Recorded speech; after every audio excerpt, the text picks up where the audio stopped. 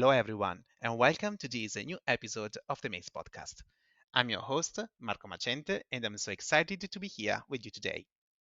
This episode is very special as the MACE Podcast is global, going to Dubai, to the Emirates, meeting and interviewing the amazing Roshel Jayasundera. Rochelle is an experienced leader in healthcare management, blending her expertise in consulting, leadership, and commercial acumen to champion patient-centric solutions worldwide. Her persistent commitment to transformative change has impacted patients across emerging markets, reshaping the landscape of healthcare access and affordability. She is a trusted consultant to 20 of the world's leading pharmaceutical companies. Rochelle has spearheaded initiatives that bridge the gap between patients and innovative treatments. His strategic guidance has not only optimized pricing and market access strategies, but has also fostered a culture of collaboration and growth within her teams.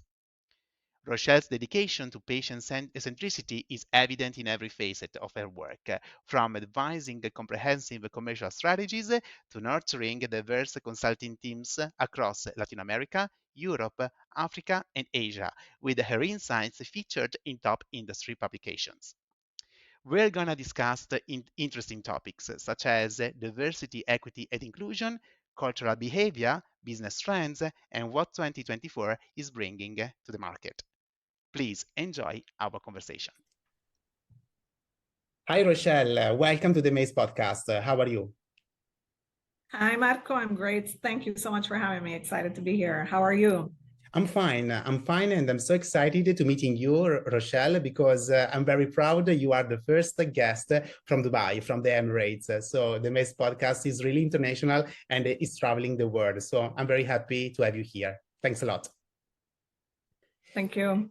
Rochelle, I have already shared with the audience your background and your experience, and you are a partner in healthcare consulting, advising pharma industry on how to address the market access, bringing insights and new perspectives when speaking at conferences and congresses across the globe.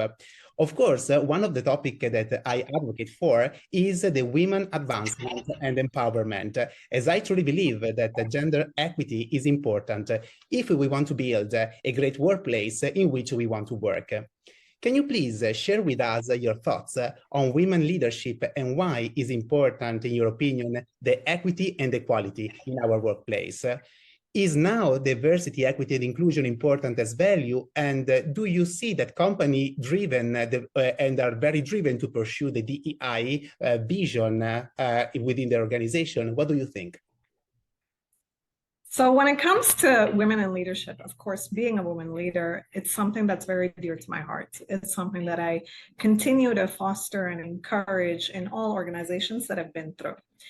And simply put, the reason is women leaders and having women in the workforce in general creates an environment of diversity. So by leveraging that diversity, we can then have an environment with more creative discussions, potentially better decision making, and therefore more impactful solutions, right, when it comes to business. I mean, I don't know, Marco, how many times you might have heard the phrase, one size does not fit all, when you talk about a solution, right? In consulting, it's your day-to-day, whatever industry you look at, the focus is one size does not fit all. This is no longer the world that we live in.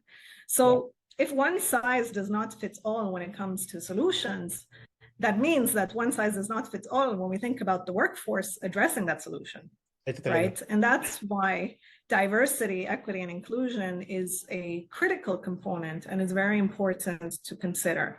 I think organizations are definitely taking this seriously. It's heading the right way. And you can see that we can all make a change. And one thing that's important is that it's not just a buzzword, because it's very easy to put it out. It's fancy to have on your LinkedIn page and so forth.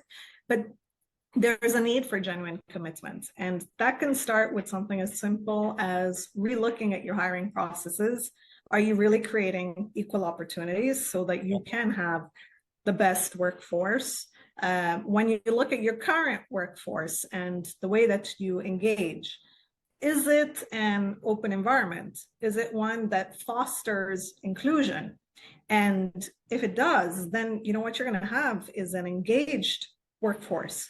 And we all know that employee retention is something very important to the success of a business. It has a direct impact when you look at financial performance and also shareholder value as a consequence. Maybe just one thing that I do want to share on this is also around unconscious bias. Okay. And I'll share a little anecdote from my team, my former team. So I had two extremely high performing individuals, one male, one female. Yeah. And of course, like in multiple project management cases, you have weekly meetings to discuss what's going on, minutes of minute, and so forth. And it was very interesting to note that the male high performer always expected the female to take notes. And this was an unconscious bias, right? So the way that I went about it was then just allocating rotations for people to take notes so that it became a task for everybody and not one based on gender. So I think similarly, other than the larger initiatives that are ongoing, there are small changes that we can make. And definitely for the companies, it's no longer just a tick the box exercise. It's one where really now it's a core value and it has strategic importance. Yeah, so thanks a lot for sharing those insights, Rochelle. Of course, I totally agree with you, and I think that we need to clean up those stereotypes that you mentioned, these unconscious bias, because this really belongs to the culture that the company can have. And I totally agree with you also when saying that the retention of the employees is linked to the culture that they can breathe within the organization. So yeah, I'm happy also to see that you were able to address such a kind of concerns and such a kind of topics during your experience. So thanks a lot also for sharing your insights on that matter. Rochelle, let's move on because I have another question for you. One of your strengths is the cross-cultural background that you have. As I mentioned, your roots and your professional and personal experience, which brought you a lot of knowledge, opening new horizons and intuitions. Can you please share with us how this variety and this huge background helps you to be open-minded, agile, and flexible in your daily work? With pleasure. So I think it's important to share with the audience a little bit about my background. So I was born and brought up in Italy, so I'm Italian, but my parents are Sri Lankan. And I was lucky enough from an early age to go to an international school in Rome, which meant that in my classroom, my friends were from 15 different nationalities at least, people from Trinidad and Tobago, the US. I had one of my closest friends, her dad was half French, half English, her mom's Thai. So diversity, difference in cultures, and different ways of bringing has been really ingrained in me, I would say, from the early days. And this, later on in life, I realized, played an advantage in my work. So in my work, I was responsible for bringing access to treatment and more broadly to solutions in enabling healthcare across a variety of markets, from Latin America to Eastern Europe, Africa, Middle East, and Southeast Asia. So really spanning emerging markets. And what I soon came to realize is that my background gave me the ability to integrate with these different cultures, perhaps a little bit in an easier manner. Why? Because at a baseline, I had a more open mindset. So to put it into very kind of tips and tricks, right? If I was going into a new country, I would always, of course, understand more about the culture, how does it work? But as a baseline, it's always about being ready to listen actively, being able to have patience, understanding that English is not everybody's first language. And you need to give people time to process things that you're discussing. But overall, finding a common goal or a common shared interest when you talk about personal relationships, because then that helps to build trust. So, I mean, for me, the foundation of business, from my perspective, is always around relationships and not transactional aspects. Yeah. So these are a few of my tips and tricks. And then one last thing that I think has helped me a lot is tools that are available, in particular a book. So I don't know if you've heard about this book called The Culture Map by Erin Yes, Meyer. yes, of course. It is, and honestly, for me, it was life-changing.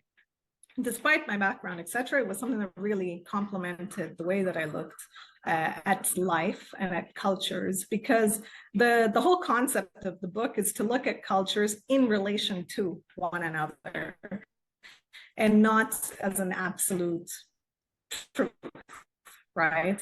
So if I was to say an example, I mean, okay, we're both Italian, right? So somebody might say, oh, Italians are loud, right? But in reality, then maybe we're not loud. We might be louder compared to, but not necessarily loud compared to Latin America. Yeah. Right. So it's always looking at things in relation to one another, which then allows you to make, I would say, more meaningful connections, which leads to better business. Yeah, I totally agree with you. So let's say that you have the spectrum, right, of what the cultures are all about, because you're able to connect and fine tune depending on the stakeholder that you have in front of you, because of course you have the possibility to go above and beyond. Let's say, you know what is happening when seeing people, when understanding their perspectives and their culture. For me, this means really going above and beyond and really building those kind of bridges that, as you said, really matter and really can make the difference, especially in the business when working with others. So thanks a lot for sharing this, Rochelle. Rochelle, I have another question for you. So let's move on. We have said that you are based in Dubai, and we know how the city plays a pivotal role in the global economic sphere with its dynamics and its influence. What are the trends that you see from a business perspective? How pharma companies approach the business there?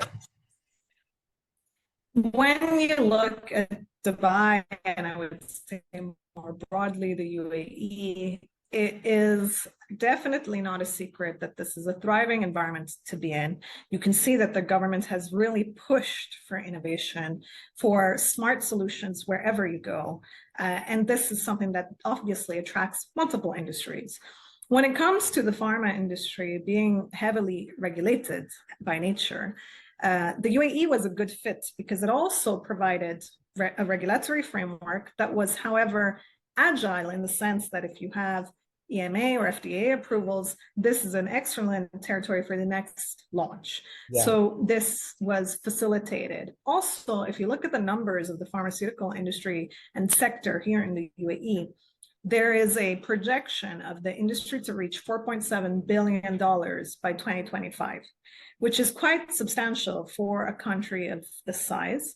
And also you can see that there's an increase in local manufacturing. So definitely the government is playing a big role in this. There's a lot of investment going towards it. You can see that healthcare, innovation, and digitalization of healthcare are definitely key topics here and ones that are critical. So I would say that's one aspect. When you look at the other angle, you know, pharma is obviously conscious about ESG, right? And more broadly, sustainability goals. How do we address these and make sure that you're doing business, to put it in simple terms, the right way? Yeah. And it was a great initiative and a great, I would say, signal, for example, from the UAE that they were able to host COP28 last November, where there was a direct commitment towards improving sustainability and addressing more global issues. So again, another sign of a thriving environment and a country that's committed really to addressing global issues. Yeah, so thanks a lot for sharing those trends, and I'm sure that the audience will treasure this information now, you know, because more than ever, digitalization, decentralized trials, and all those kind of things after the pandemic are now really important. So let's see how it is going to be, but I feel that you are right, and we will see more trials run and perform even in your area, in Dubai and in those kind of regions, because of course, this is the future. So thanks a lot, Rochelle, for sharing those kind of insights. Now, speaking about, we shared your experience, we shared your background, and now, if you needed to think about your professional experience, which has been one of your most important challenge you had to face during your career, and do you have any lessons learned that you would like to share with our audience, Roshel?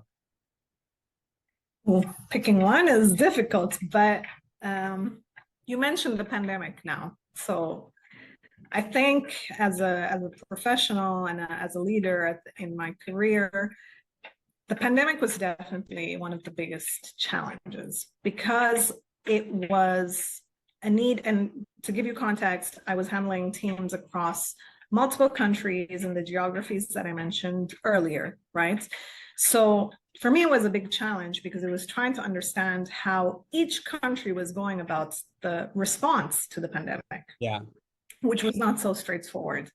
And in my line of business, we were looking after servicing patients, ensuring that patients were able to get treatment, which meant another barrier because, are the logistics in place? Are the doctors accepting? Do the hospitals allow visits and so forth? So it was such a challenge because you had to take care of your teams first and foremost, understand their mental health situation, what are their familiar surroundings. A lot of my teams were used to working from home, but now they were being almost imprisoned at home, right? Because you could not leave.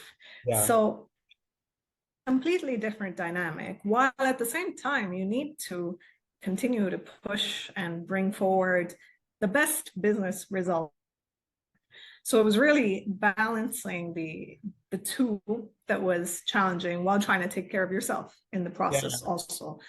So the pandemic, definitely. Lessons learned, I would say, is to make sure that you are in connection with your teams, especially when they are remote, regardless. So good practice to have weekly check-ins or monthly or platforms. And in today's day and age, it's something that you can do. To give you a sense, I was already on Zoom, Teams, and all those meetings before even the pandemic hit.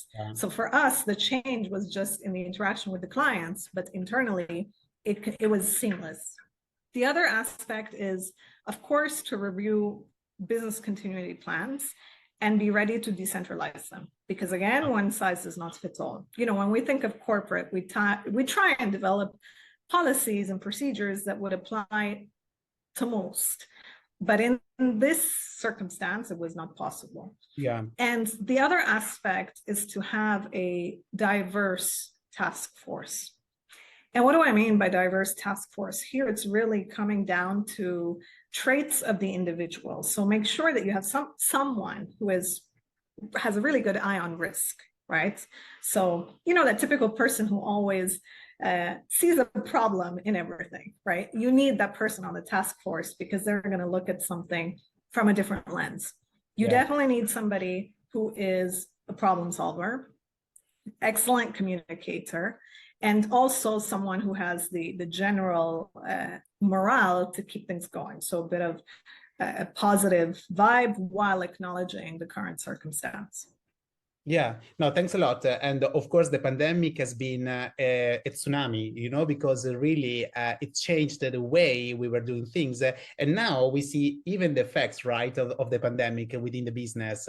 So thanks a lot for sharing. And I'm sure that the audience will treasure those insights as well, Roshel. Now, we are in 2024 and focusing on 2024. What is it bringing to you, Roshel? Do you have some projects or future initiatives that you'd like to share with the audience? So each year I tend to have a theme for the year. And I used to apply this more from a professional perspective. In 2023, end of 2023, actually, I took an important leadership decision to kind of take a step back and reprioritize where I was heading with my professional career. So 2024 for me is the year of transformation. What does this mean? From a professional perspective, it means that I want to definitely continue to be part of shaping the access agenda globally.